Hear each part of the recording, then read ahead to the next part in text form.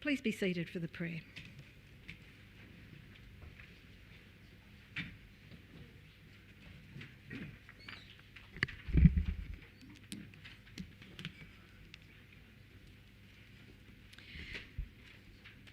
May we, the councillors of Ku-ring-gai, always be aware that decisions we make affect the daily lives of those we represent.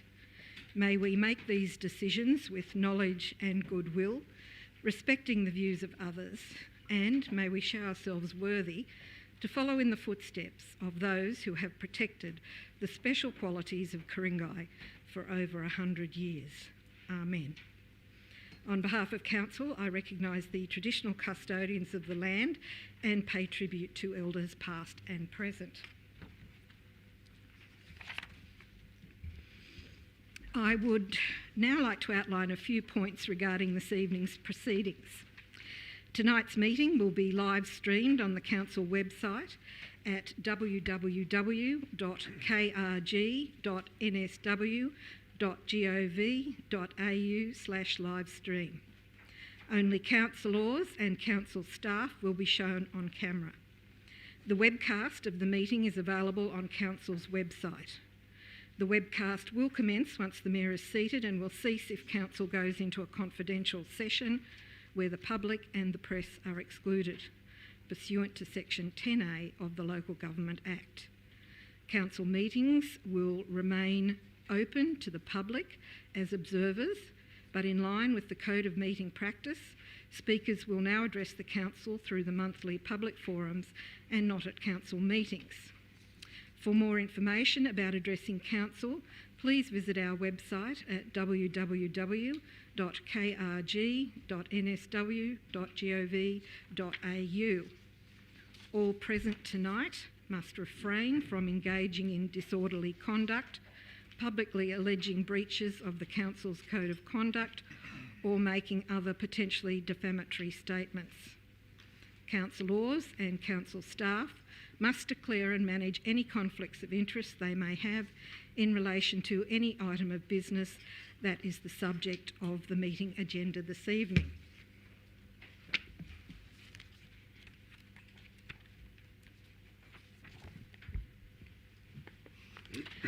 Councillors, are there any apologies? It seems everyone is here. General Manager, are there any staff apologies? There are none, Madam Mayor. Councillors, are there any declarations of interest? Councillor Spencer. Thank you, Madam Mayor. I'm declaring a conflict for GB15 and will not be in the chamber for that matter. Thank you. So that is the planning proposal. Thank you. Councillor Nye. Thank you, Madam Mayor. I declare a conflict with item GB15, planning proposal for 14 Beaconsfield Parade Linfield. As a council-appointed delegate to Kids Youth Development Service, I know the owner of this property and it will be inappropriate for me to remain in this room for the debate. I will remove myself from the room for this item. Councillor Kay. I will also declare a conflict for GB15, which is the planning proposal for 14 Beaconsfield Parade Linfield, declaring a non-pecuniary significant as I'm a very close friend of the owner of the property and I have visited the premises on a number of occasions. I will also leave the room on this occasion for voting and discussion. Thank you. Councillor Shadow. Madam Mayor, I'd like to declare a conflict of interest for GB16 as I sit on the Sydney North Planning Panel. Councillor Smith. Madam Mayor, I'll be declaring a conflict of interest on GB16 is because I'm also sitting on the Sydney North Planning Panel. Thank you. Thank you. General Manager, are there any staff declarations? There are none, Madam Mayor. Thank you.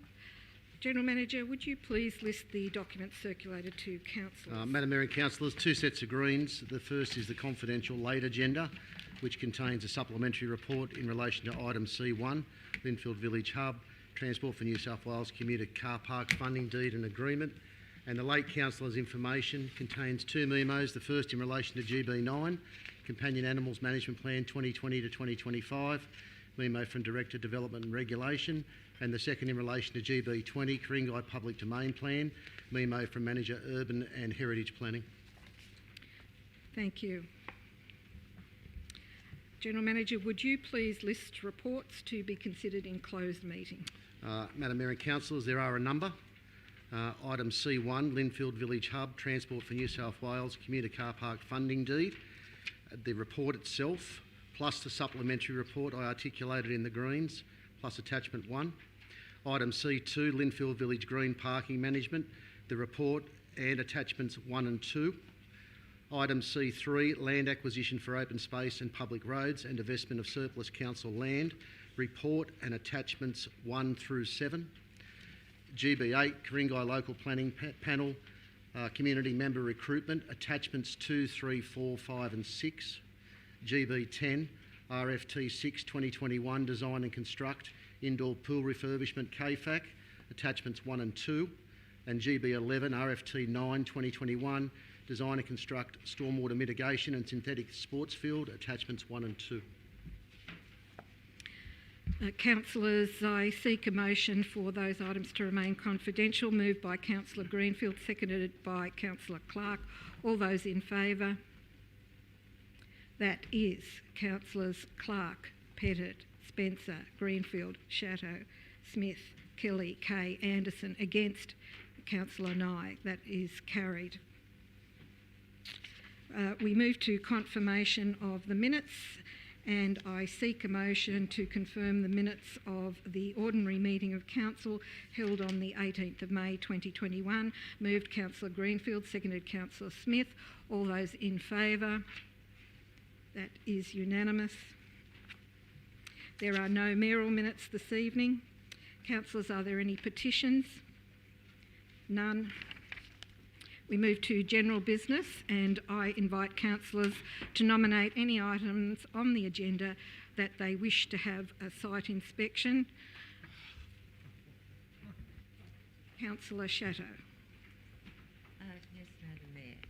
I'm looking at GB20, I'm looking at GB20, the Ku-ring-gai Public Domain Plan, site inspection Yes. for the area around in Linfield Avenue and Havilar Avenue. And that report is for 3 town centres, so it would be a site inspection for those. Yes. Is that seconded by Councillor Greenfield? All those in favour? That is... sorry, sorry, Councillor Madam Mayor. Spencer. Sorry, councillors. I'm just Is sorry. this a point of order? Yes, please. Could you list the sites, please? Thank you. Just to clarify, that's all. Thank you. Yes, GB20 is a report for the public domain for Linfield, Turramurra and Gordon. So, councillors, I'll ask you to vote again for that site inspection. That is unanimous. Carried, thank you. Are there any other site inspections? No. We will move on. I invite councillors to nominate any item on the agenda that they wish to adopt in accordance with the officer's recommendation, allowing for minor changes without debate. Councillor Nye. Thank you, Madam Mayor. For GB19, Ku-ring-gai Local Character Background Study post-exhibition, I'd like to move a minor adjustment to the staff's recommendation. Can we please bring it up on the screen? Sorry, Councillor Greenfield, have you got your light on this or not? Sorry, thank you. I'll withdraw that item, Councillor Nye, GB19. Okay, thanks. Councillor Greenfield. I'll start at the beginning. GB1, Community Engagement Policy, the officer's recommendation. GB1, seconded by Councillor Spencer. All those in favour? That is unanimous. GB2, Draft Revised Delivery Program 2018 to 2022 and Operational Plan 2021 to 2022 post-exhibition, officer's recommendation. Moved by Councillor Greenfield, seconded by Councillor Spencer. All those in favour? That is unanimous. GB3, post-exhibition ethical lobbying policy, officers' recommendation. Seconded by Councillor Shadow. All those in favour? That is unanimous. GB4, councillor expenses and facilities policy, officers' recommendation. Withdrawn. That is withdrawn by Councillor Kay. GB5, Mayor and Councillor fees 2021 to 2022, Local Government Remuneration Tribunal report and determination, officers' recommendation. Seconded by Councillor Spencer. All those in favour? That is unanimous. GB6, enterprise risk management policy, officers' recommendation. Seconded by Councillor Nye. All those in favour? That is unanimous. GB7, investment report as at 31st May 2021, officers' recommendation. Seconded by Councillor Pettit. All those in favour? That is unanimous. GB8, Ku-ring-gai local planning panel community member recruitment, officers' recommendation. Seconded by Councillor Shadow. All those in favour? That is unanimous. GB9, companion animals management plan 2020 to 2025, post-exhibition report, officers' recommendation. Seconded by Councillor Kelly. All those in favour? That is unanimous. GB10, RFT 6-2021, design and construct indoor pool refurbishment, KFAC, officers' recommendation. Seconded by Councillor Smith. All those in favour? That is unanimous. GB11, RFT 9-2021, design and construct stormwater mitigation and synthetic sports field, officers' recommendation. Seconded by Councillor Pettit. All those in favour? That is unanimous. GB12, Heritage Reference Committee meeting minutes February and April 2021, officers' recommendation. Seconded by Councillor Smith. All those in favour? That is unanimous. GB13, Kalara Bowling and Lawn Tennis Club preliminary heritage assessment, officers' recommendation. That is seconded by Councillor Chateau. All those in favour? That is unanimous. GB14, post-exhibition consideration of submissions, planning proposal to Heritage List 207 Eastern Road, Wahroonga, officers' recommendation. Seconded by Councillor Spencer. All those in favour? That is unanimous. GB15, planning. Hold that one. No, it can proceed, but we just have to have a few councillors depart who've declared a conflict. Okay.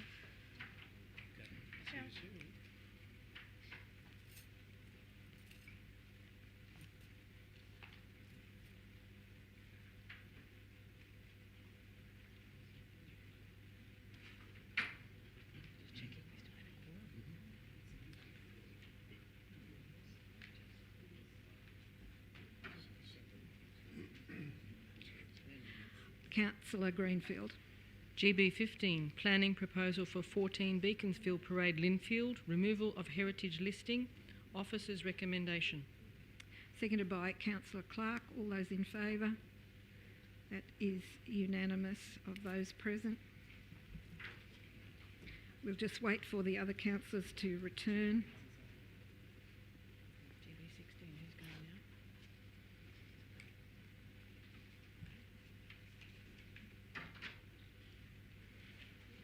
Does Sam stay in for Councillor Greenfield. I think they're preempting what you're moving next. GB16, consideration of submissions, planning proposal and draft site specific DCP, Part 62, 64 to 66 Pacific Highway, Roseville. Officer's recommendation. Seconded by Councillor Spencer. All those in favour? That is Councillors Clark, Pettit, Spencer, Greenfield, Kelly, Kay, Anderson. Against Councillor Nye. That is carried.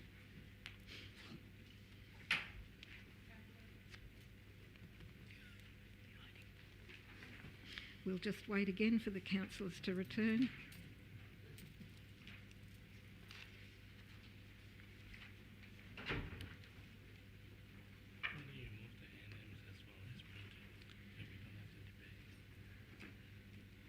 Councillor Greenfield. GB 17, Generic Plan of Management Project Update. Officer's recommendation. Seconded by Councillor Kay. All those in favour? That is unanimous. GB 18, Hassel Park Draft Landscape Master Plan for Exhibition. Officer's recommendation. Seconded by Councillor Smith. All those in favour? That is unanimous. GB 19, That's been withdrawn.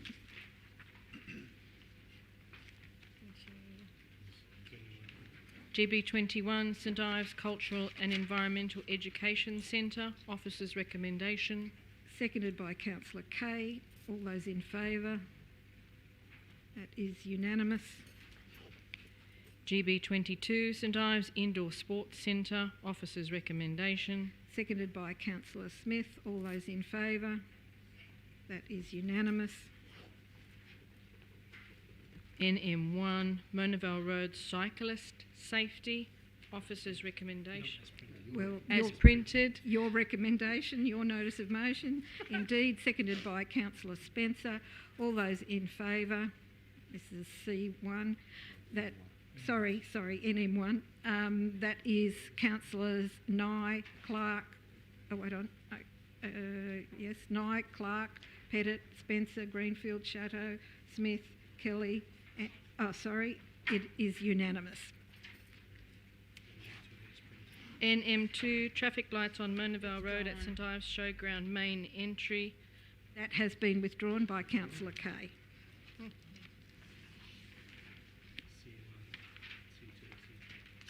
C1, Linfield Village Hub Transport for New South Wales Commuter Car Park Funding Deed as printed.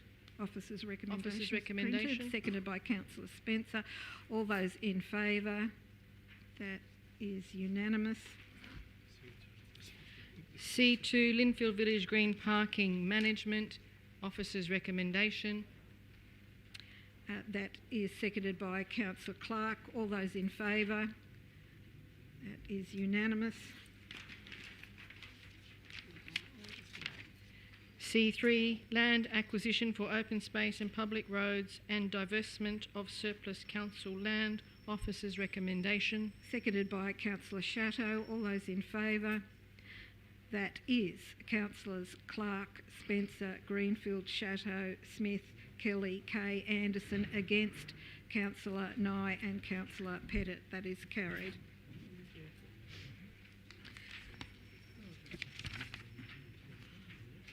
All right, councillors, that takes us to GB4, I believe. Councillor Expenses and Facilities Policy, which was withdrawn by Councillor Kay. Is there a motion? Oh, Councillor Clark, you have your light on. Thank you, Madam Mayor. I'd like to move the officer's recommendation. That's moved, Councillor Clark, seconded by Councillor Smith. Councillor Clark, do you wish to speak to this now? Not at this stage, Madam Mayor. As seconder, Councillor Smith, do you wish to speak at this point? No. Councillor Kay. Okay, I've just got an amendment to one component, which is the expense or facility, which comes under local travel expenses, excluding travel for professional development covered separately, where the limit, there was no limit, but now it's been noted as 1,000 per year of term. I wanted to increase that to 3,000, and also with the recommendation to go back to just have A, that the councillor's expenses and facilities policy be placed on public exhibition for a period of 28 days, and B, at the expiration of the public exhibition process, the draft policy be reported back to council. Is there a seconder for that amendment? Councillor Pettit is seconding that. Now, councillors, we have to deal only with the amendment on the floor. Councillor Kay, you wish to speak to that? Okay, so this is pretty quick. It's just in relation to the maximum limit, which is $1,000 per year. I am aware that currently most councillors do not go over that limit, but looking forward in the new term, if I suppose the mayor who does attend a lot of events, we were to claim for each event, it would probably accumulate over that $1,000 per year of term. So the only reason I'm putting 3,000 is to give a capped amount, which at the end of the day we're meant to put limits on there. It's not like you can actually breach travel expenses. You either take the expense or you don't at the end of the day. So I think it's pretty self-explanatory. Sorry, Madam Councillor Mayor, Spencer has point his of- light point on. of order. Point of order. Thank you. It's speculating that councillors will be returned in the next term. That's very true, Councillor Spencer. Councillor Kay. Okay, in relation to that, this would relate to new councillors just the same. So my apologies, Councillor Spencer, if that's been misinterpreted. What I was trying to refer to is that the mayor might not actually be the mayor in the second term. This is pure speculation. And at the end of the day, if that person is someone that regularly attends events, I think they should be able to travel. Point of order, expenses. Madam Mayor. Point of order, Councillor Smith. I'm just questioning, or just a question through to you, to Councillor Kay. How did the mayor come into this? Because the mayor actually has a company vehicle, well, what is called as a vehicle, so she doesn't actually claim individual travel expenses. Madam Mayor, through you, are you putting this up for the mayor, or are you putting this up for yourself? This is Councillor for Kay. all future councillors. This is not for me as an individual. This is for all councillors. This is only effective for next term. Okay, sorry, I misread that. It was just when you said aye. Thank you. Well, because the mayors of the day have a council car, they wouldn't be claiming, would they?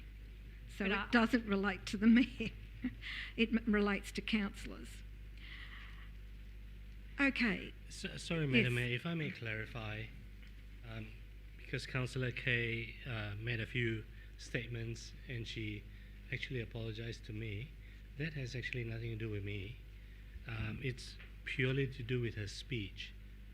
So if it is a speech for or against a particular motion, my point of order was a matter of fact that the references she made as to particular councillors coming back in the next term is speculation. So if she could make the same speech without specifying any particular councillors coming back. Thank you, Councillor. I know. Look, it's a very good speculation. But then again, some people believe in feng shui and they don't like to jinx their position. Thank you. Well, I think Councillor Kay has clarified her point on that. Would you like to further clarify? No, I think I did include I think you- speculation, I and that think was you my did. wording. Thank you, Councillor Kay. Councillor Pettit, a seconder of the amendment. Thank you, Madam Mayor. Yeah, I second that to sort of hear what Councillor Kay had to say on the matter. When it was at $1,000 over per term, that's normally a 4-year term, so that's $250 per year. So I can sort of see the merit why you would increase it from 1,000 to 3,000 per term. I guess that allows for the situations where there is more travel, more car travel to get to various conferences, etc., or more professional development. So I can see why you were increasing that from 1,000 to 3,000 over a term. and I'll just leave it at that. Thank you. Councillor Clark. Thank you, Madam Mayor. A question through you to the relevant director. In terms of our current travel expense claims, I was hoping we could get a bit of history as to the amount of money councillors have historically claimed for travel expenses. Director Marshall, are you able to answer that? Thank you. Thank you, Madam Mayor. Historically, quite modest expenses have been claimed. So for this term of council, it would be in the low hundreds of dollars typically, which is why the limit was put at $1,000. However, I believe Councillor Kay is catering for a situation where councillors might claim for more than they currently do. And the limit, by the way, just to clarify, it's $1,000 per year of term, not for the whole term. So the other thing probably to note is that these are maximum limits, obviously. So if it was increased, it's up to each individual councillor as to how much they claim. So can I just clarify with Councillor Kay? So as it's $1,000 per annum across a normal 4-year term, that's $4,000. You're suggesting $12,000 over the term, are you, or as a maximum? Because it's better to put according to the policy. I think we need a limit of some sorts, and apparently we didn't have one at all prior. So my calculations would be, if I know personally I don't calculate travel costs to and from meetings or a lot of events I attend, but in order to gain more people to potentially want to put their hand up to become elected members, they may make all those claims which they're entitled to. So that's my reasoning behind it. Thank you. Councillor Clark. Thank you, Madam Mayor. I'd like to speak against this amendment. So as this amendment is written, it works out to being $3,000 per councillor per year. So that's $12,000 per councillor per term. And there's 10 of us, so that's $120,000 that we'd be spending on travel expenses for councillors per term. $120,000 is an absolutely outrageous amount of money for councillors to spend on travel expenses. I cannot imagine a world where that would be an acceptable thing and would never pass the pub test. So I think that's ridiculous. I think as written at $1,000 per year term, that being $40,000 is far more reasonable and a far more appropriate amount of money. So therefore, I can't support this amendment. I think it's far too much money for local travel. What are we sending councils around in local travel on first-class flights? That's not counted though. Oh, of course. I've been going a bit far on that one, and of course, thank you for pointing it out, Councillor Spencer. But of course, you'd have to be spending that kind of money if you're going to reach the $120,000 that we'd be spending as a council. Of course, if we go to a 5th year, which council has done in the past, that's even more money. I see, and given that council has historically spent in the low hundreds, I see no reason why we would wildly increase this limit when there has been no need to wildly increase this limit. So, yeah, I don't think we need to do this amendment, so, yeah, speaking against it. Councillor Nye. Thank you, Madam Mayor. I've got a question for Councillor Kay. Would you be willing to amend your amendment to say $1,500 for each councillor per year of term instead of $3,000? Councillor Kay. Yeah, I'm happy to do that because it goes on public exhibition anyway at the end of the day. So the community is consulted. So if they obviously have issues with the amount, they have the opportunity for feedback. Well, we'd be asking them feedback on whatever we determine tonight. So you're happy to incorporate that changed figure into your amendment? Is that correct? Councillor Pettit has seconded, has agreed to that too. Councillor Nye, you've got more. Thank you, Madam Mayor. I'd like to speak in support of this new version of the amendment. So $1,500 per councillor per year of term, that's about 1,900 kilometres per year, or in other words, that's about 6 kilometres per day. So if you own a private vehicle and you do your job as a councillor, which quite often involves going out to see residents, talk to them about very local issues, there is a cost associated with it. There is a cost associated with driving out to meet residents. And at 6 kilometres per day on average, I think that is quite reasonable.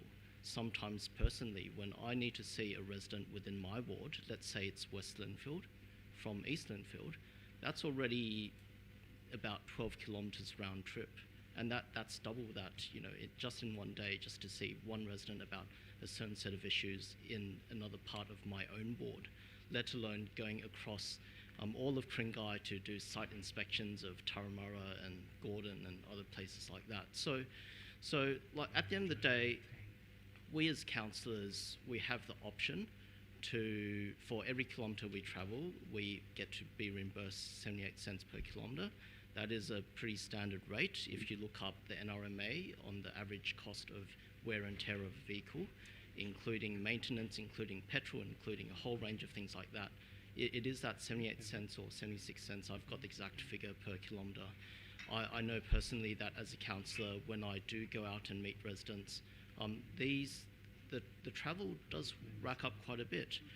I actually purchased my own vehicle about, when did the pandemic start? About 15 months ago, and I've used it mostly for council work, and I see that the kilometres are racking up. And I know in the first 2 years of my time as councillor, I didn't claim any travel expenses, but after a while I realised that actually the costs of maintaining the vehicle, maintaining the tyres, paying for petrol, or things like that, it does add up. So I can see why $1,000 per year of term, which equates to, 1,200 kilometres or 4 kilometres per day on average. That is a bit on the low side, especially if you want to be a councillor, going out there, seeing your local residents, helping them out on local issues. I could argue that 3,000 per year of term might be reasonable, because that would actually just be 12 kilometres per day. But I mean, to be honest, most of us here as councillors, we are part-time councillors. We don't get remunerated to work every single day of the, well, we'd like to, but we don't have that full set of time. So to me, an average of 6 kilometres per day as a councillor with 1,500 per year of term, that's reasonable. And just to add to that, clause 6.2 is about metropolitan travel only. So if you're going on other conferences, those big conferences to, I don't know, Canberra or wherever it is, like those costs aren't included as part of 6.2, it's part of something else anyway. So I'd just like to draw councillors' attention to that. Just recognise that if we want to encourage our councillors to go out there, speak to local residents, represent them, and make sure that they are heard, and if we do want to encourage councillors who may not necessarily be as financially well off as some of us here, then we really want to do whatever we can to make travelling easy for them. And if that means covering the cost of petrol, covering the cost of maintaining the vehicle, covering the cost of registration for the vehicle, covering the cost of tyres and all of that, then so be it. So I wholeheartedly support 1,500 per year of term, but I'm not going to support 3,000 because it's a bad look as per what Councillor Clark said. Thank you. Councillor Shatto. Madam Mayor, I just wanted to draw a councillor's attention, and I think Councillor Nye has mentioned this, to the fact that this south of the 1,500 is for local metropolitan Sydney travel only. And I think that in A, it should specify that, because there is a lot more to clause 6.2 than just A. It talks about travel expenses to locations outside the Sydney metropolitan area can only be authorised by resolution of council, incurred for professional development, is separate, travel outside of Australia only approved by resolution of council. So there's a lot more to it than just that one paragraph. It's only referring to that first paragraph.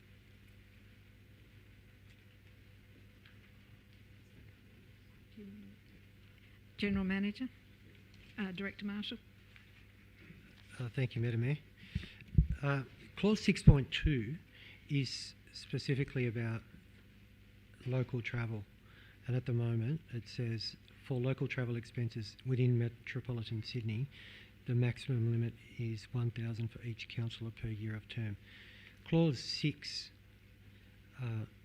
has a number of subcomponents which are broader, but 6.2 itself is only about local travel. Thank you. The next speaker is Councillor Spencer. Thank you, Madam Mayor. If I may start with a couple of questions, please.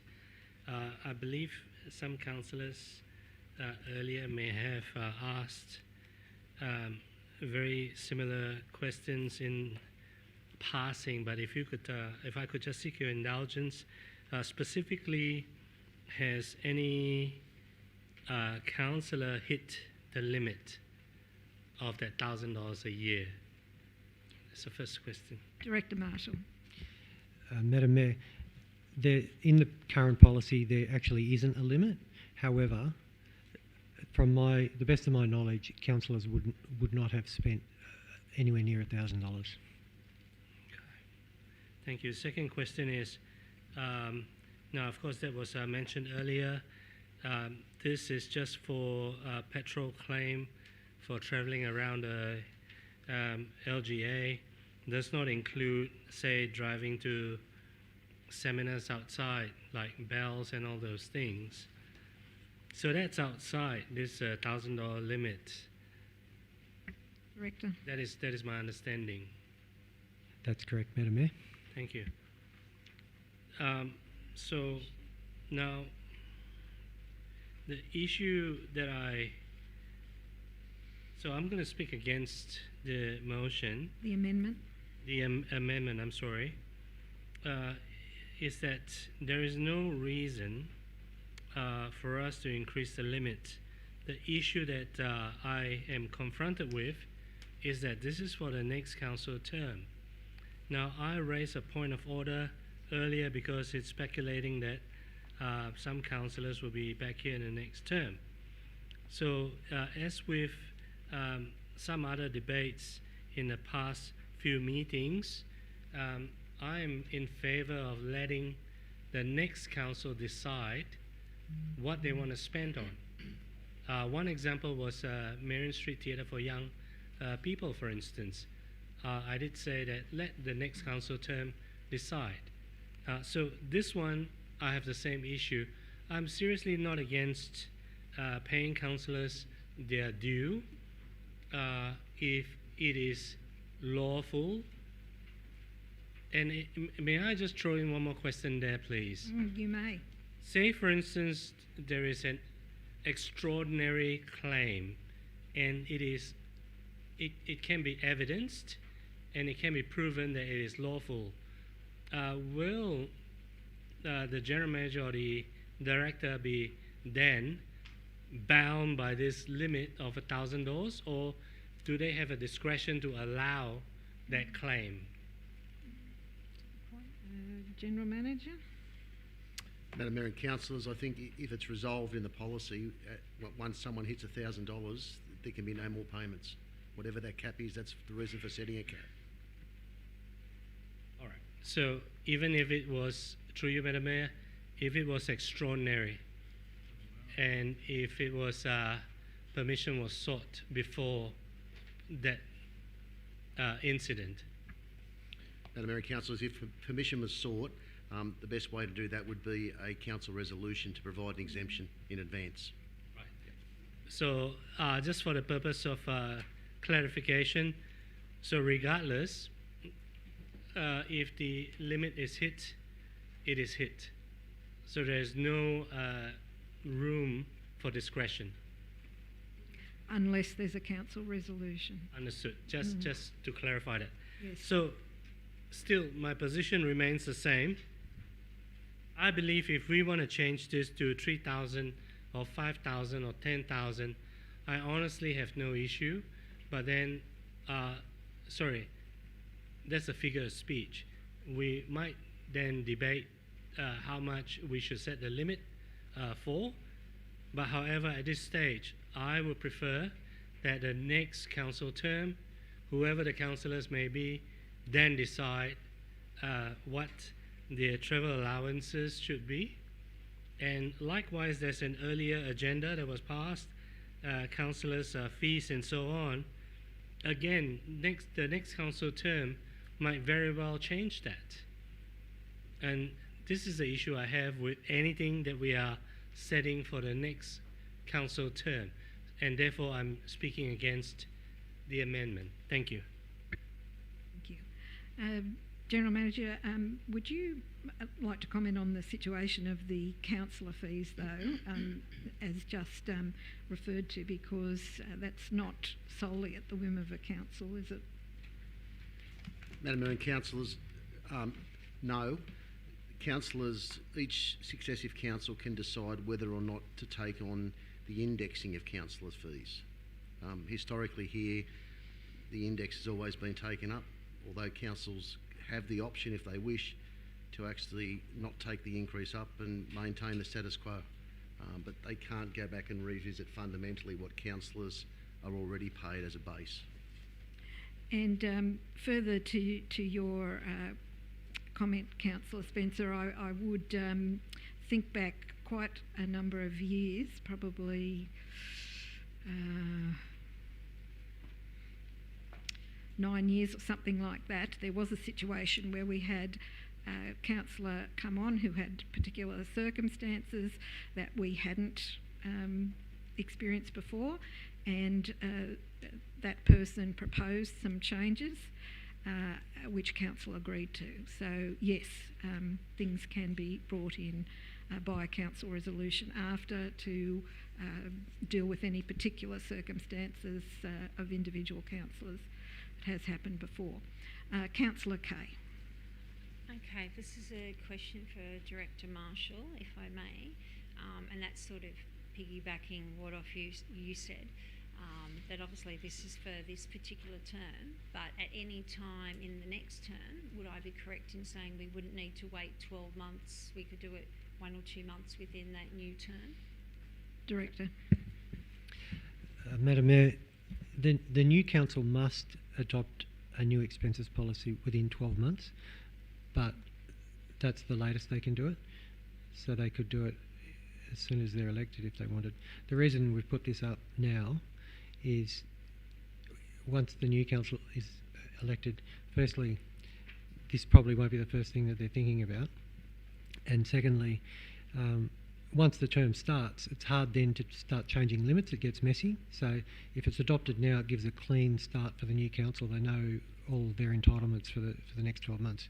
If the old policy remains in place and applies to the new council, and then they change it, well, the old policy versus this policy are sort of significantly different in terms of the way it's laid out and the limits, etc.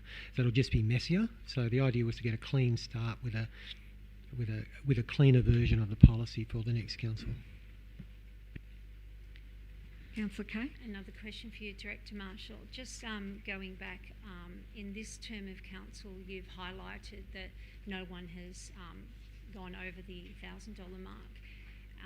And in previous councils, and in this council, if we can maybe go back, have people claimed to and from coming to council meetings, to and from briefings?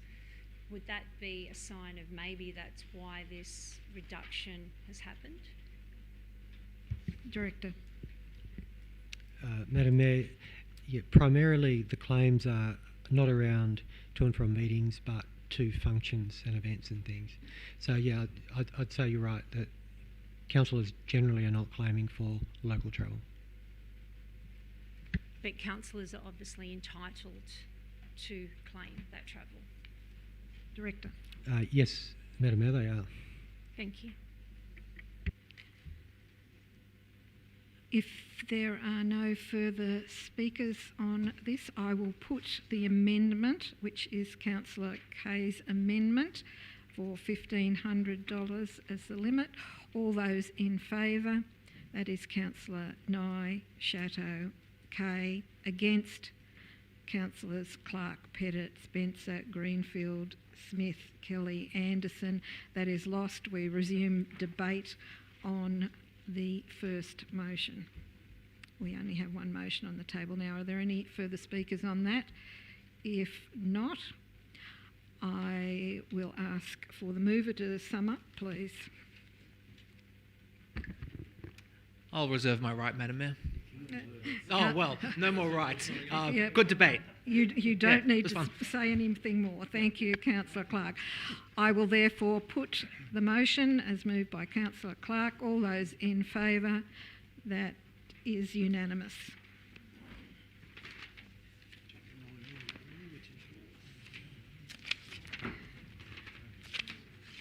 Thank you, councillors. We now move to GB19, Ku-ring-gai Local Character Background Study Post-Exhibition Report. I've withdrawn that, and if there's nobody to move that...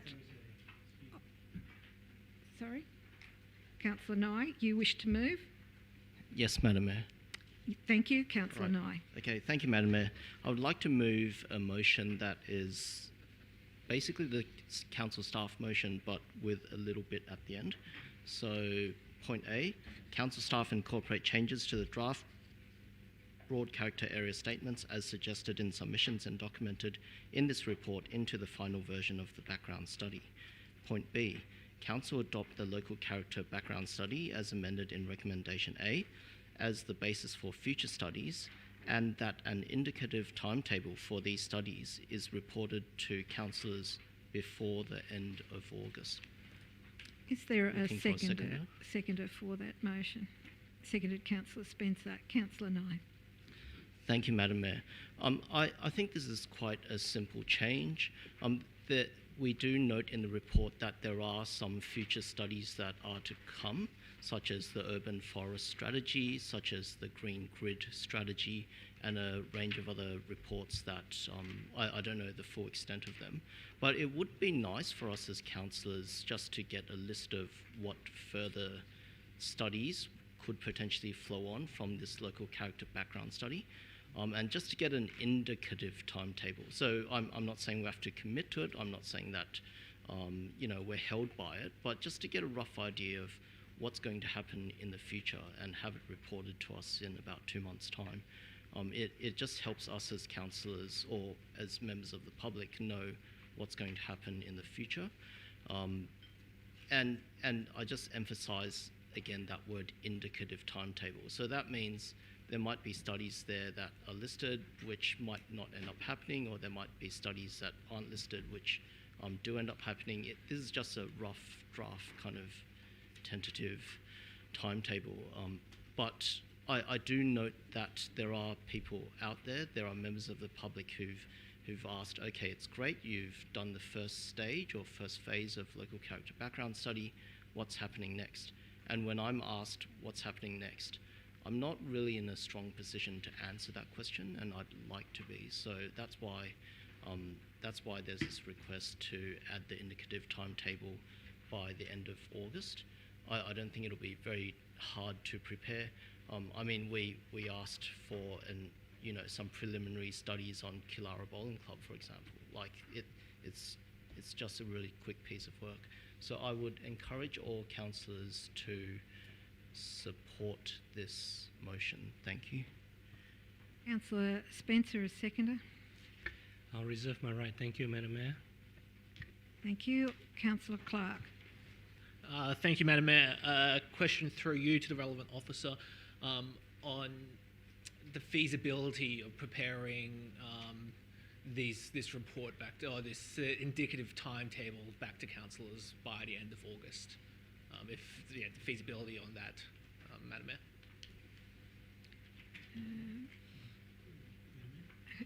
Andrew, yes. Sorry. Director Watson will answer that. Through you, Madam Mayor, entirely feasible, if not earlier. Councillor Spencer. Sorry, may I just seek clarification through you, Madam Mayor, to Director Watson? Do we need this to be before housekeeping mode? No. Not housekeeping. I keep saying housekeeping. Caretaker.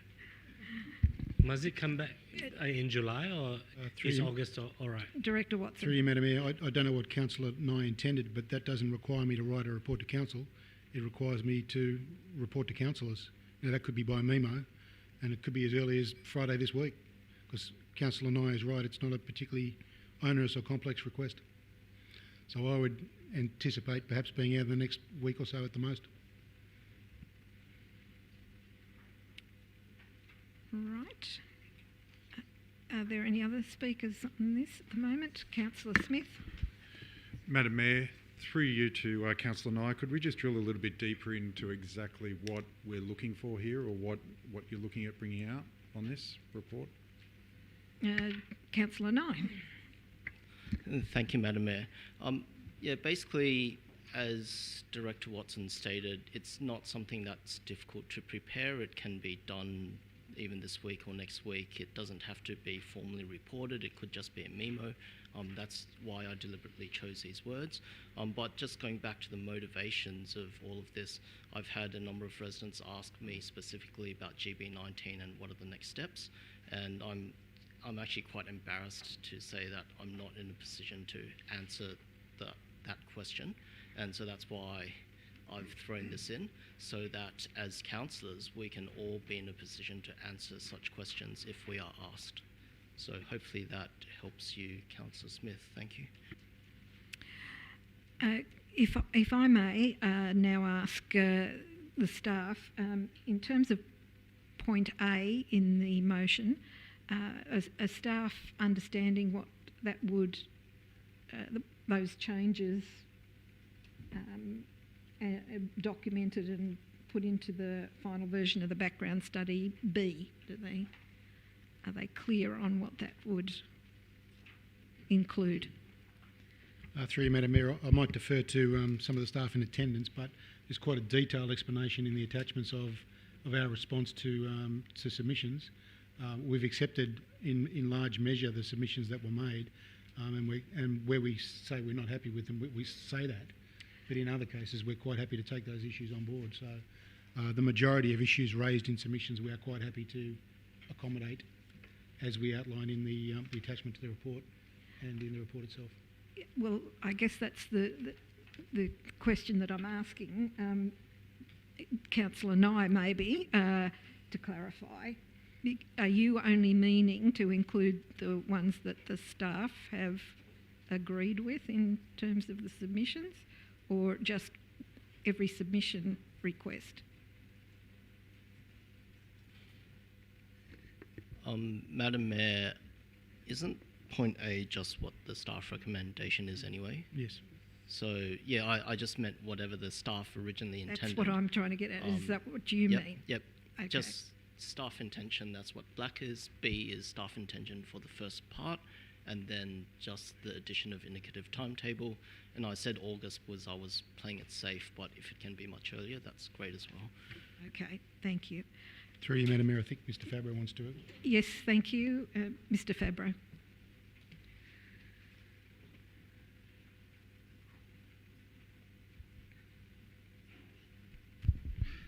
Yes, Madam Mayor and Councillors, in relation to those changes, they're articulated in the officer's report from page 359 in Table 1, 359 right through to page 362. They're the primary amendments that are suggested by the staff and reflected in that recommendation. Thank you. Also, if I may ask the staff, there has been a range of different views that I've read expressed by residents, some in favour of this character background study and some concerned that it's either not extensive enough or that we shouldn't be doing it at all because we have not accepted increases in housing densities. Would staff please make some comments on those aspects? Through you, Madam Mayor, and again, Mr Farrow might like to expand on my answer at the conclusion if it's suitable to you. Thank you. This is a piece of work that was commissioned prior to Council's ultimate decision in relation to the housing strategy, and it was commenced with the anticipation that there would have been additional height and density. So that's why the study has morphed into a background study that doesn't deal with density. It may be that with the passing of time, we may not have commenced this project at all in this form, but there are certainly some parts of the LGA that perhaps warranted further investigation for character in a more broad sense that hadn't been picked up in a lot of council's work in particularly the heritage sphere and HCAs. So it's not as if the work is completely wasted. It does form a basis for future studies, and builds on that earlier study from 1999, which really only focused on the heritage aspects of Ku-ring-gai. So we still think it's a valuable piece of work, but perhaps it was commenced. It was commenced with a different endpoint in mind, so that's why the document has taken a different form in its finalisation. But the staff's view is that this is better to have than to have nothing in terms of character study. Through you, Madam Mayor, that's certainly the case. There are lots of parts of the local government area that have outstanding character but don't necessarily qualify as heritage conservation areas, and we think we've gone some way to better putting that a methodology in place that measures that and makes that clear. I also feel that some residents have a view that it hasn't gone far enough, but the whole notion of the local character study is not one that has been established by council itself. It's a state government initiative, and we have to work within what parameters it offers. Is that correct? Through you, Madam Mayor, that is correct. Bearing in mind it was a piece of work that was an optional piece of work, but one which council committed to do in its local strategic planning statement. So it's certainly no surprise or secret about why we did it. It's fairly clearly enunciated in our LSPS, but certainly there are fairly strict, I'll say guidelines, I suppose, parameters in which this piece of work has had to be prepared, yes. So it was never intended to address all of the issues that all of the objectors raised, because a lot of those matters have been dealt in other higher order pieces of work. I'll go back to the HCAs, given that that was a common point of criticism. They're already reflected in environmental planning instruments, which is a level of stature this document, being a study or a background document, was never going to have. So, you know, it's a piece of work that was never intended to replace that earlier work, which is much higher level and has statutory basis. Councillor Smith. Madam Mayor, through you to Director Watson, would this piece of work at all be able to be used against a heritage conservation area in the sense of when we're looking at what Ku-ring-gai's total plan was? So if we've got, let's say, as you mentioned, it's been gazetted, we've got a heritage conservation area, and then we've got this sort of large, broad brush approach, could it at all be used that heritage conservation area might not be there or should not be there? Through you, Madam Mayor, I don't believe it could be interpreted that way, Councillor Smith. The HCAs, as they're currently gazetted, form an inherent part of the character of the areas within which they sit. This document was never designed to undermine the existing statutory controls or the identified HCAs, no. Yeah, sorry, that wasn't at all aimed at you, Director Watson. That was more aimed at the just an applicant that looks for any type of leverage on why something could be moved into a certain area or start changing the form of an area. That was my only concern. No, that's the way I understood it. Through you, Madam Mayor. Yes, Director. If there are no further speakers on this, I'll ask Councillor Nye to sum up. Thank you, Madam Mayor. So this is basically in support of the council staff's recommendation, with the addition of a memo or whatever council staff choose to provide us within the next 2 months on what are the next steps following on from this character area statements. That is it. I don't think it's anything too onerous. I did check with council staff beforehand, and yeah, it is what it is. So I'd encourage everyone to support it if they were originally intending to support the council's staff's recommendation. Thank you. Thank you. I will put that motion, Councillor Nye's motion. All those in favour? That is unanimous. Carried.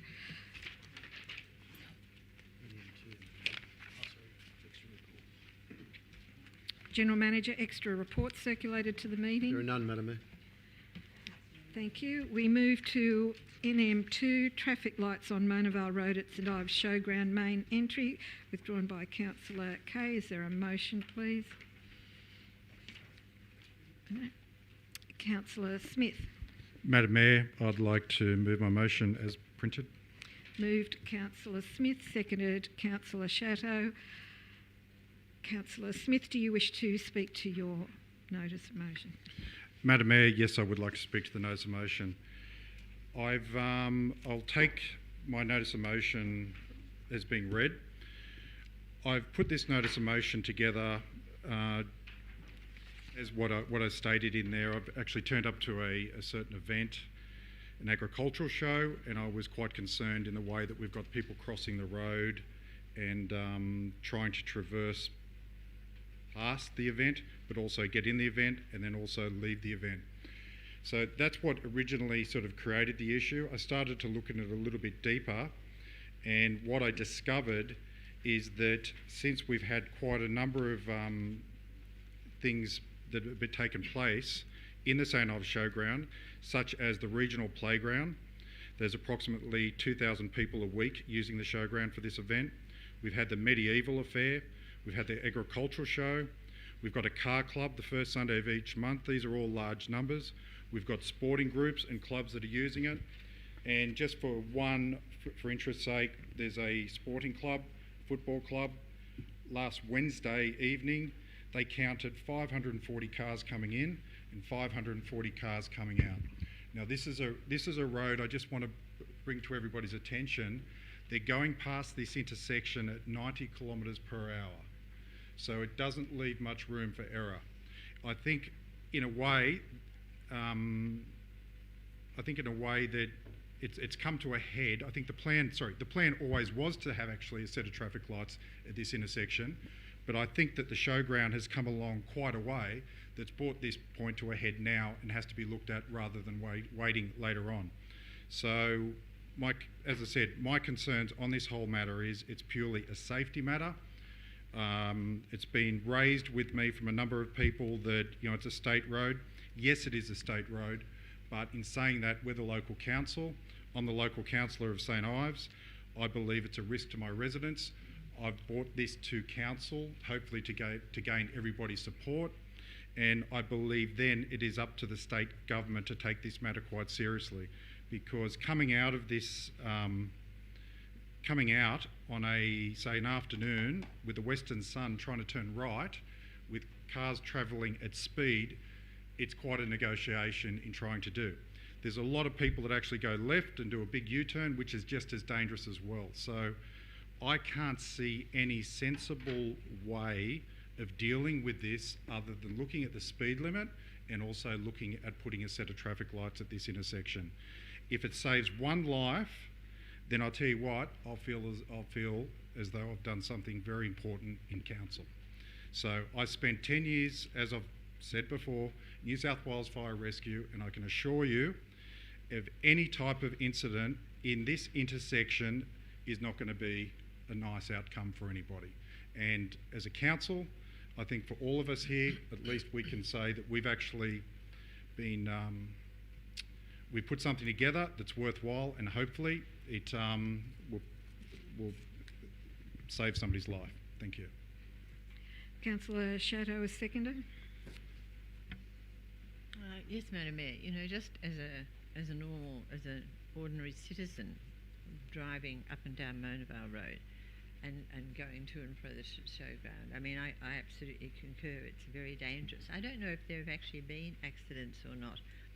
But having said that, I don't think we need to wait for an accident to happen before something is done. I think this is a very sensible way of going about it, is to write to the state members and to see what can be done. Councillor Kay. Okay, I've got a couple of questions to a few different people. So the first one to Councillor Smith, through you, Madam Mayor. Are you able to advise me of how many accidents have occurred near the Senai Showground? Councillor Smith. Madam Mayor, through you to Councillor Kay, I can assure you if you had been there the other day and watched these people, it was a near accident. So as far as it goes as the amount of accidents and so forth, no, I have not got an indication on how many accidents have been at this intersection, but as I stated before, I can assure you that it's becoming more used and there will be an accident.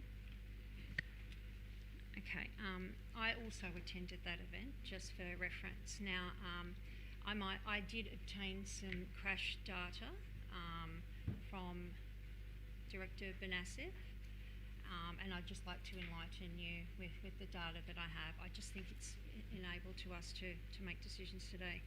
So in the most recent 5 years of crash data, there have been 3 recorded crashes at the intersection of Mona Vale Road and the Showground Road. 2 of these occurred on a Saturday afternoon and 1 on the late Sunday morning. All of these involve vehicles entering and leaving the ground. There is no information on the seriousness of the injuries, unfortunately, so no fatalities as far as I'm aware. For the 5 years prior, there were 5 recorded crashes. Most involved vehicles entering, leaving the showground, or run-off road crashes at the intersection, and mostly on 3 of the 5 on Saturdays and Sundays, with 1 pedestrian crash which occurred 30 minutes east of the Showground Road. I also then decided that the Wildflower Garden also has issues coming out of that, so I did also refer to that particular data because it comes on that stretch.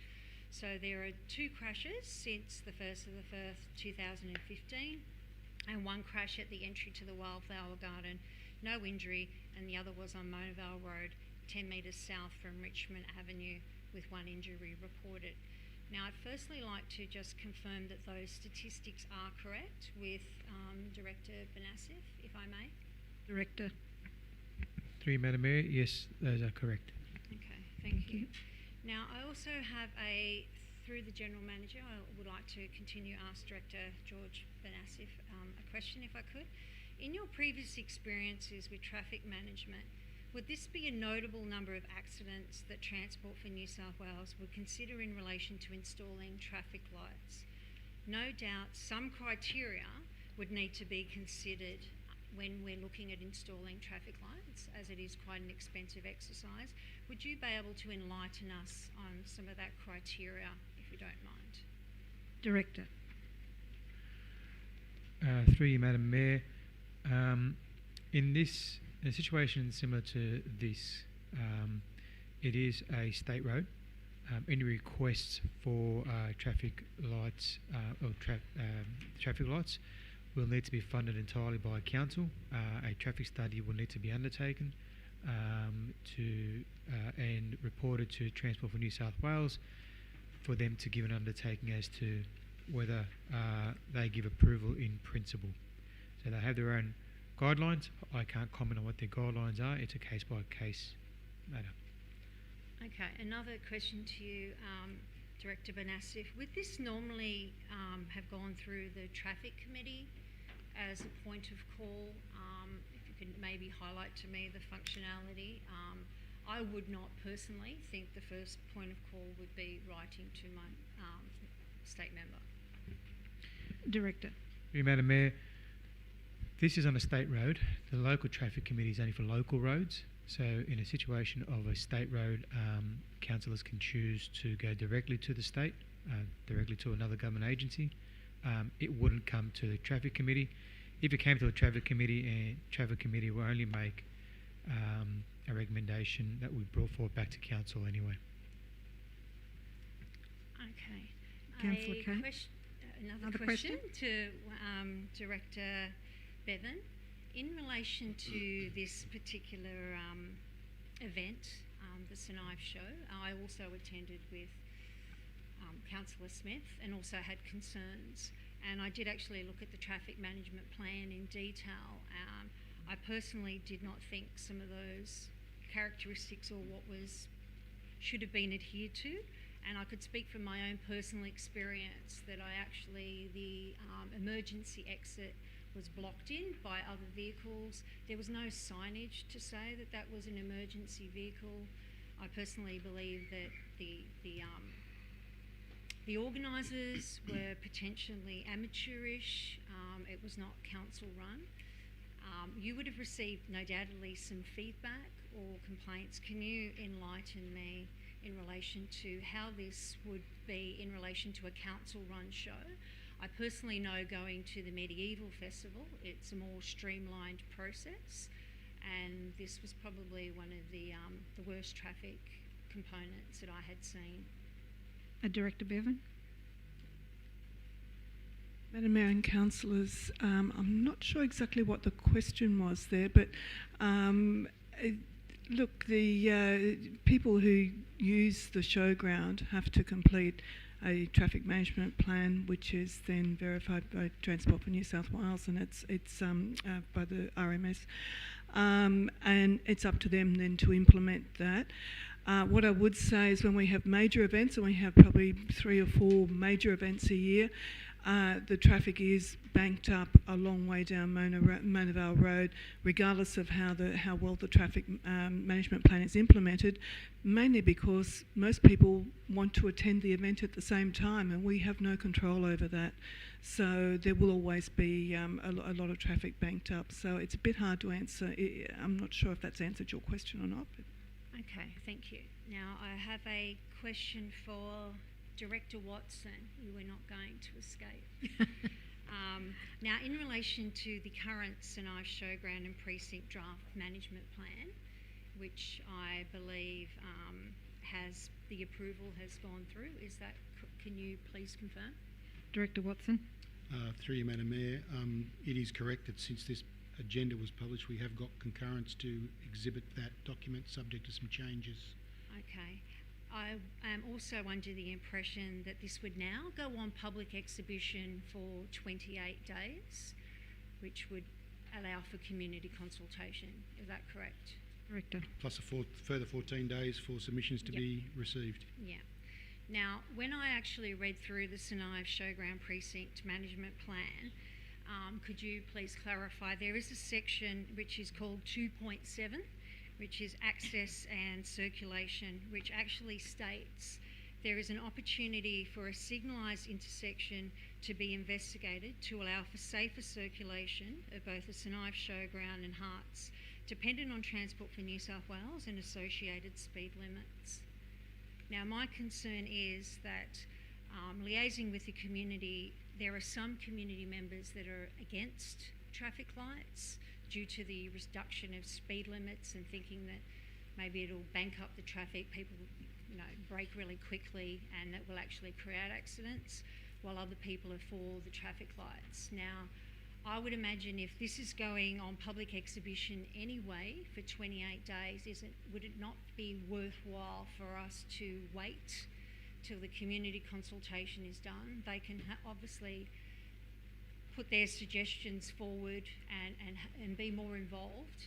Unfortunately, I know Councillor Smith, actually a resident, put the notice of motion on the community page, but I don't feel that that has enough outreach at the end of the day, and that is not part of our usual processes. So I just wanted to confirm that is that something we would do normally and wait for that community consultation to come back? Where would we go from there with the traffic? Director Watson. Through you, Madam Mayor, as was alluded to by one of the earlier speakers, this is a matter that Council has been pondering about for the better part of 15 years or more. Council has an adopted destination management plan. I think that's the correct terminology. It is indeed. One of the high priorities in that plan is, I don't think it's to investigate or to consult on, it's to get lights installed. So there is certainly As I said to you earlier today, there is nothing in this notice of motion that makes my job harder.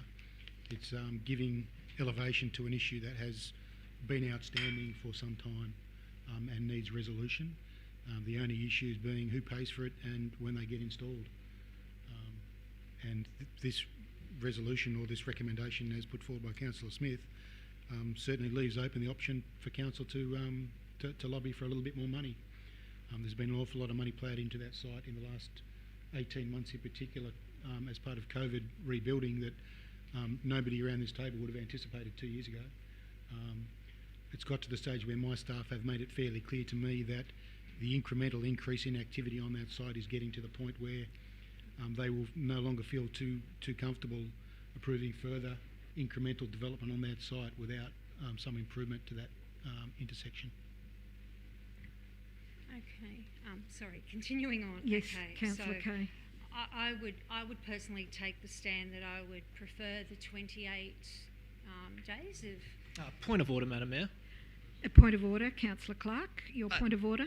These have not been questions. The point of a question is not to speak for 2 minutes, deliver a speech, and then ask, do you think that's correct?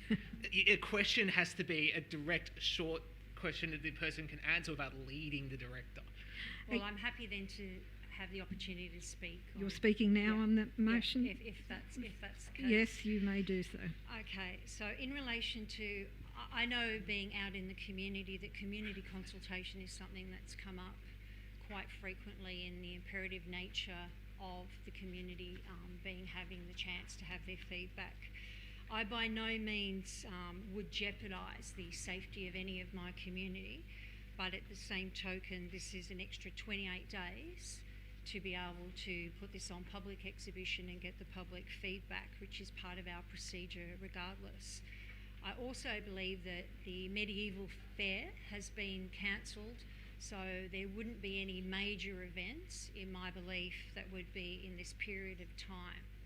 So my suggestion would be to follow the protocol and the procedure and wait that 28 days. Mm-hmm.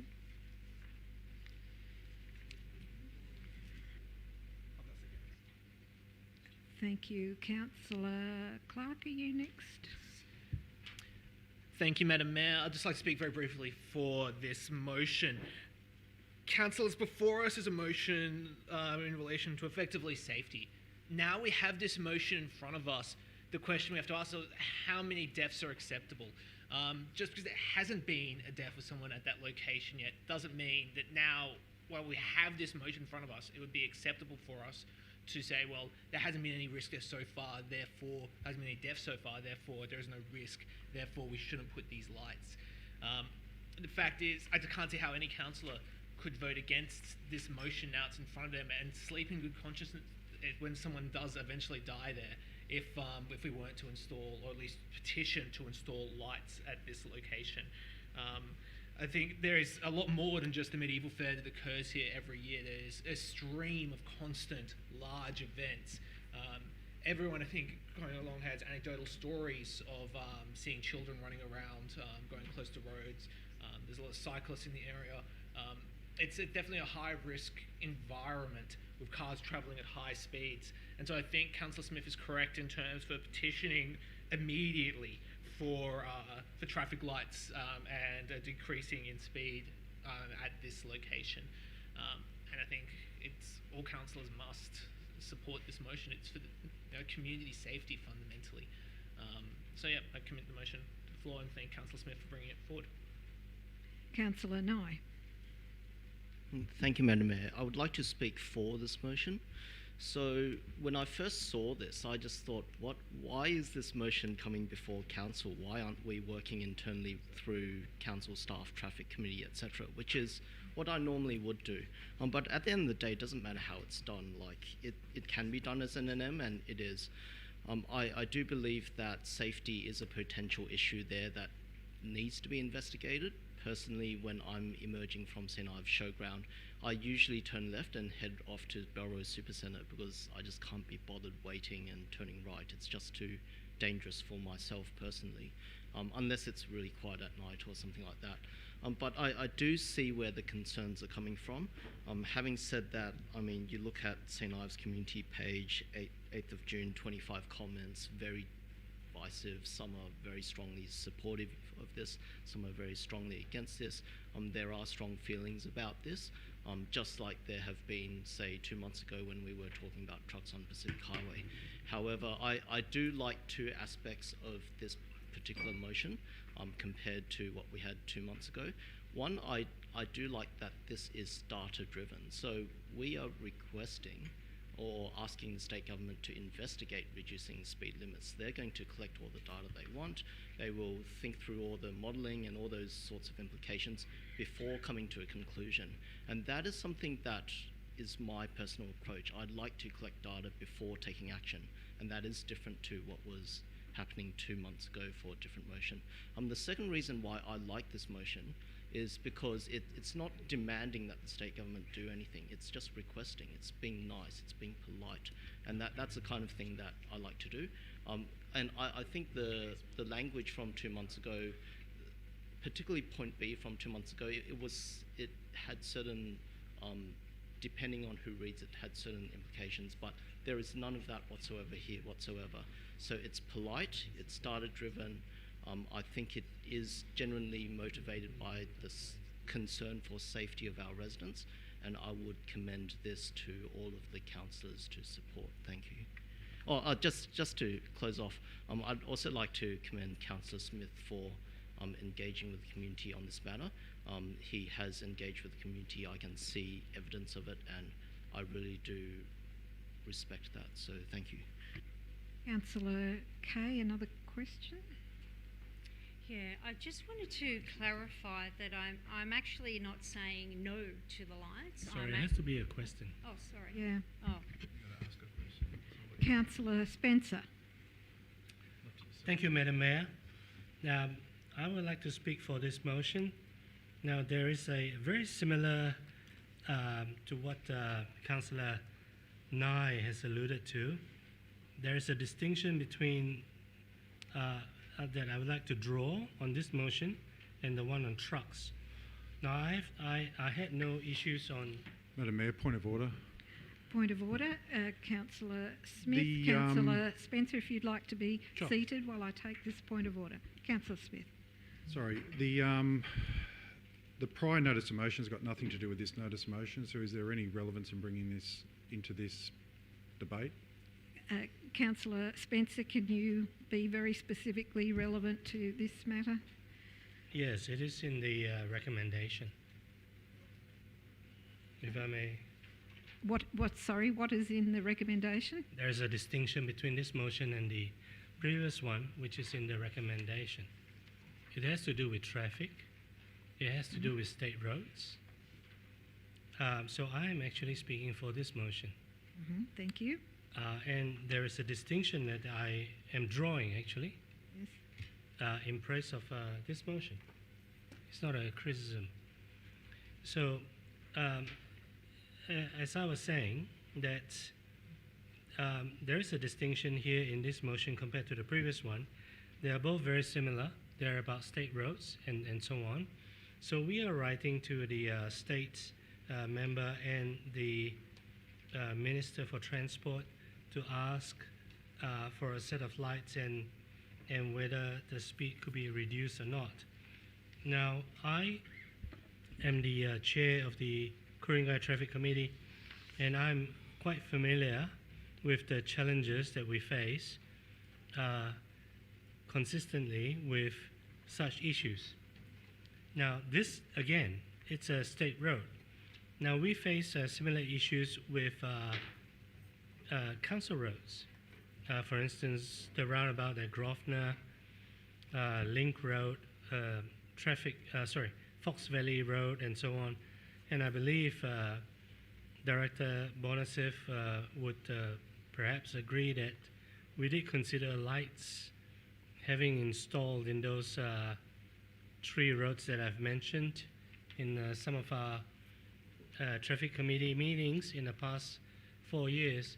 And the challenges that we face is with either they don't qualify, they're out of specs. For instance, as you know, the state Transport for New South Wales, for instance, would have a particular set of specs before it is qualified, for a set of lights. Like there's some qualifications for zebra crossing and all those things. And then, of course, if all those criteria were met, then there is the question of funding. So now in council roads, we have this tug of war, if I may use the colloquial term, between council and state to who to fund or who to foot the bill for traffic lights. And I believe the ballpark figure is about $1 million, if I'm not wrong, thereabouts. So this being a state road, and I've travelled to this showground before, and I've made right turns from the car park area, going back to St. Ives, for instance. It is extremely challenging. You have to look both sides. I know there is a lane there that you could stop for a moment before slip lane and then merge, but that's really very tight. And the speed limit there is 90 km. Now, why I say there's a distinction between this one and the previous one is that this is quite specific. This is asking for a set of lights for safety reasons and so on, and we have not gone outside our jurisdiction by demanding or telling the state government to put a set of lights. And furthermore... Madam Mayor, point of order. Sorry, Councillor Spencer, if you'd please be seated, I'll take Councillor Smith's point of order. We've gone back to Council's adopted position on another notice of motion that I very much stand behind, and I don't see the relevance of bringing it into this discussion right now. Councillor Spencer, you try and stay as relevant as you can to this particular notice of motion. Very, very relevant, I think, and I don't know, maybe perhaps Councillor Smith is trying to convince me to vote against this motion. I can change my mind if that suits Councillor Smith with no hesitation at all.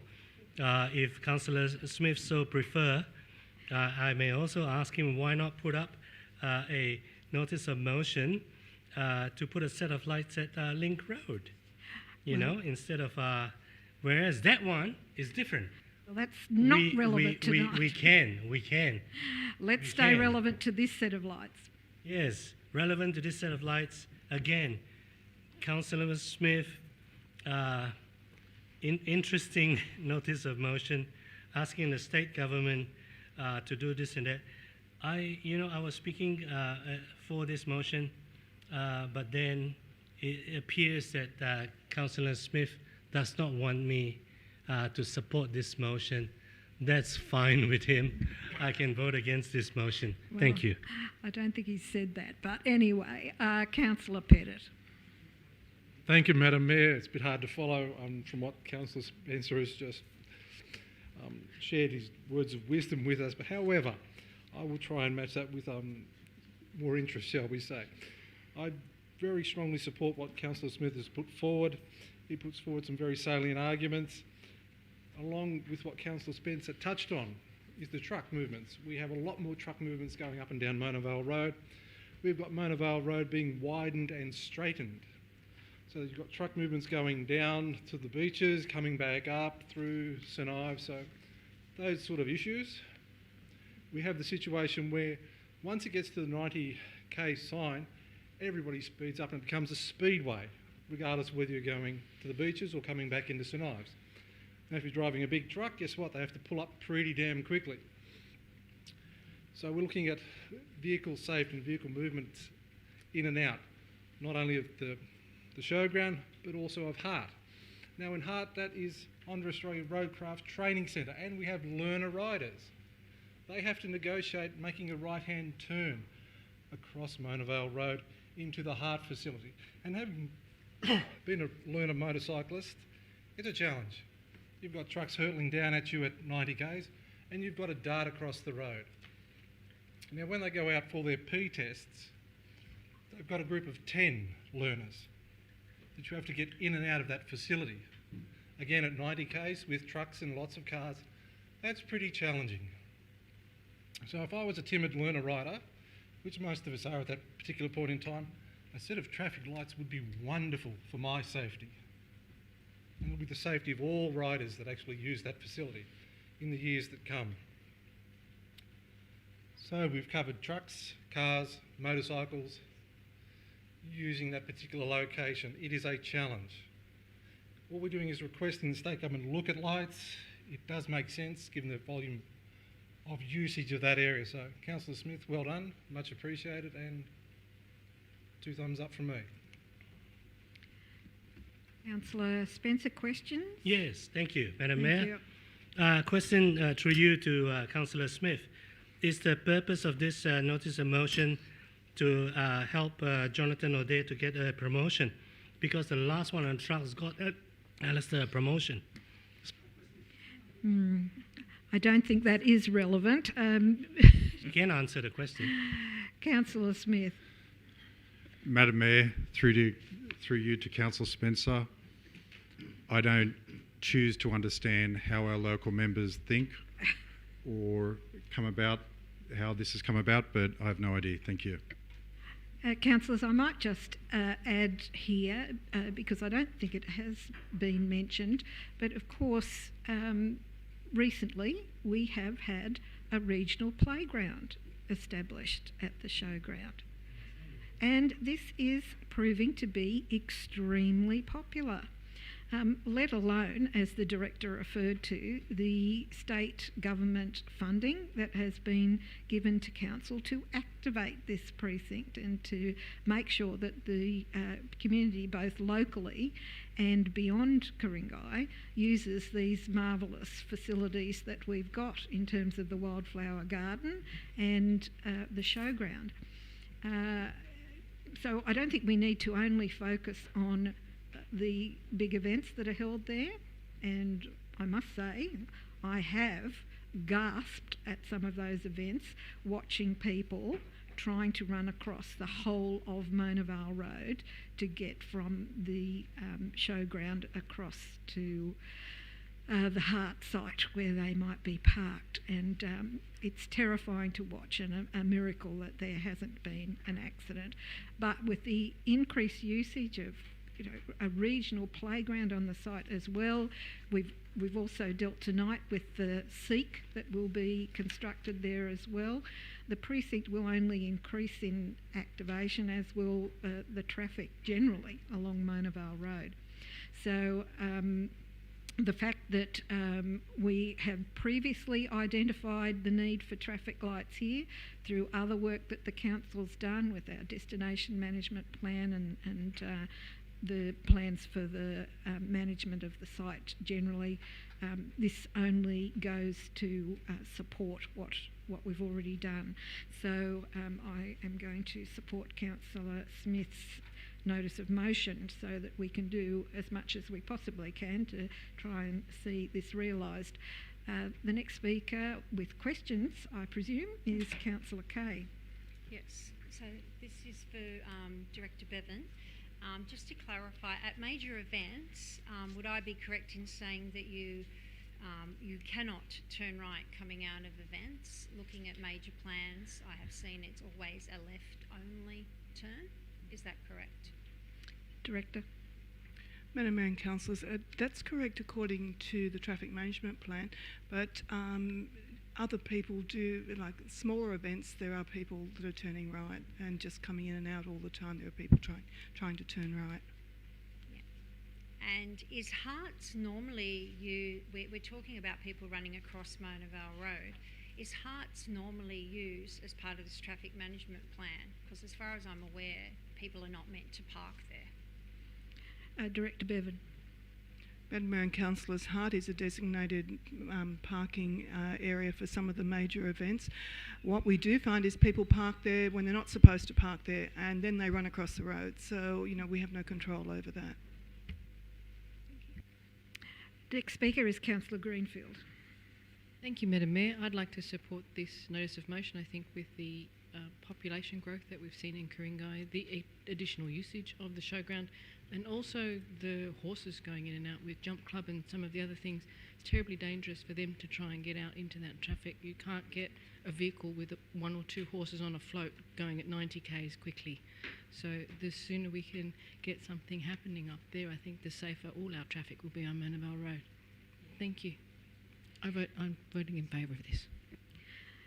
If there are no further speakers, I'll ask Councillor Smith if he'd like to sum up. Madam Mayor, I'll quickly sum it up.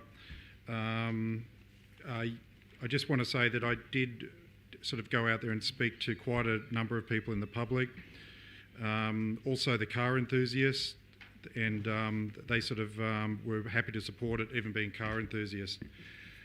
As I think what we've learned here tonight, with it being thrown around the table, is that the showground, St Ives Showground, is a bit of a victim of its own success. It has done very well.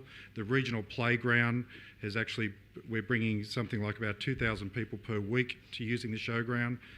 The agricultural show, the medieval fair, even though it's not on this particular year, the car club, the sporting clubs. I think that it will be a great outcome for Ku-ring-gai, and I think it'll be great for something that we can put forward, and hopefully we can get the support. Thank you very much. All right, I will put Councillor Smith's motion now. All those in favour? That is Councillors Nye, Clark, Pettit, Greenfield, Chatto, Smith, Anderson. Against Councillors Spencer, Kelly and Kay. That is carried. Councillors, business without notice, subject to clause 9.3 of the Code of Meeting Practice. None. There are no questions with notice. We do have a site inspection to be organised for GB20. I presume the Director will contact councillors. Director? Correct, Madam Mayor. Thank you. Therefore, there being no further business, I declare the meeting closed at 8:38 p.m.